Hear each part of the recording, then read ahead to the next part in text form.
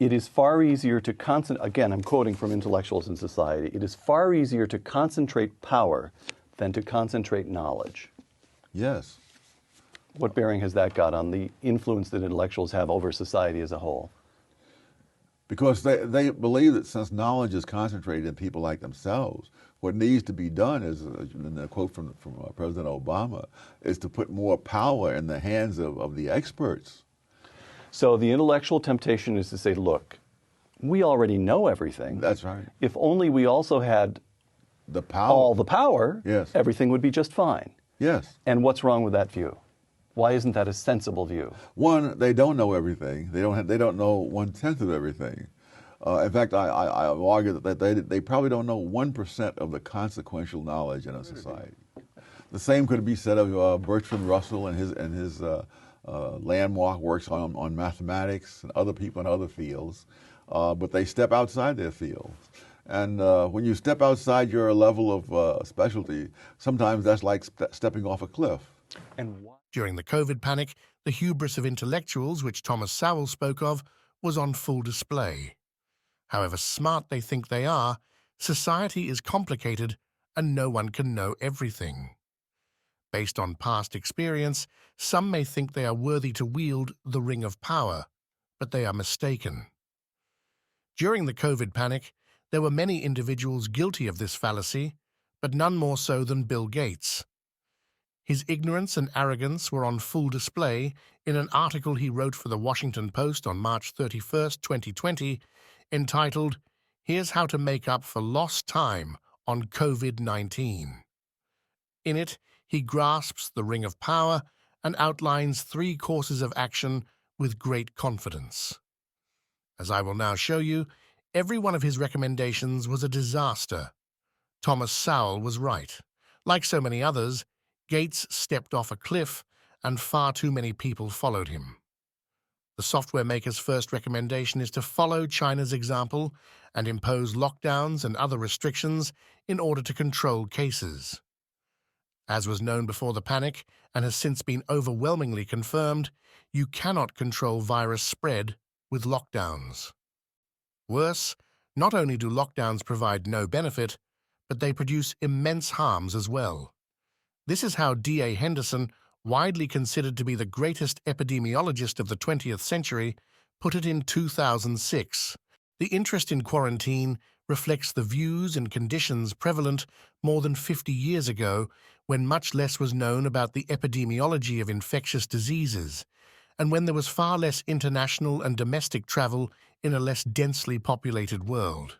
The negative consequences of large-scale quarantine are so extreme: forced confinement of sick people with the well, complete restriction of movement of large populations, difficulty in getting critical supplies, medicines, and food to people inside the quarantine zone, that this mitigation measure should be eliminated from serious consideration. D.A. Henderson led the effort to eliminate smallpox and was a real expert in his field, unlike the epidemic LARPer Bill Gates. Lockdowns only work in computer simulations. The only reason China uses them is to maintain their Orwellian control over their population. But that's another story for another time. For recommending lockdowns, Bill Gates earns a failing grade. His next recommendation is to expand testing. The mass testing of healthy people was never recommended in any Western pre-pandemic plan and is a concept once again imported from China. Bizarrely, Gates is unable to even rationalize why such a measure should be implemented. If I were to guess, I would suspect that he was proceeding from the false premise that healthy people can be a major driver of disease. Further, when one thinks they are worthy of wielding the ring of power, data, however useless, can be used and warped to justify all kinds of authoritarian nonsense. Mass testing, using the intentionally flawed PCR tests, did nothing positive. However, it did create an explosion of positive tests, which greatly added to the COVID mass hysteria. One of the goals of public health during a crisis is to keep people calm. For advocating for a policy that did the exact opposite, Bill Gates again earns an F. Finally, And to no one's surprise, he states that the rapid development of a vaccine is the only way to end the pandemic. Why he would say something like this is truly astonishing. To those willing to look, the data was very clear. COVID essentially behaved like a bad flu, which Gates himself would later admit. At that point, we didn't really understand the fatality rate. We didn't understand that it's a fairly low fatality rate and that it's a disease mainly of the elderly, kind of like flu is, although a bit different than that. Why the push for a vaccine, particularly when it was well known that it takes at least 10 years to successfully test and develop a vaccine, as Fauci himself had admitted? From getting out of the tried and true egg growing, which we know gives us results that can be, beneficial. I mean, we've done well with that, to something that has to be much better. You have to prove that this works, and then you've got to go through all of the clinical trials, phase 1s, phase 2s, phase 3, and then show that this particular product is going to be good over a period of years. That alone, if it works perfectly, is going to take a decade. Was a vaccine necessary to end the much more severe Spanish flu epidemic? Bill Gates had been a pandemic larper for a long time, fantasizing about epidemics and vaccines. When your mental model is a hammer, I suppose everything looks like a nail.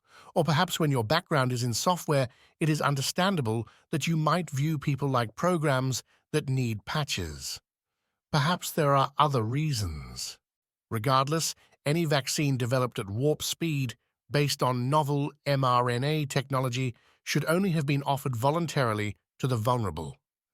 Once again, for forcing vaccines on the population like a drug pusher, Bill Gates earns a failing grade. It bears repeating that none of Bill Gates's recommendations appeared in the pandemic plans of any Western nation. In recommending them, he fell prey to the ring of power as forged by the Communist Party of China. It likely appealed to him because, with his arrogant intelligence and computer models, he was able to delude himself into believing that he could control the uncontrollable.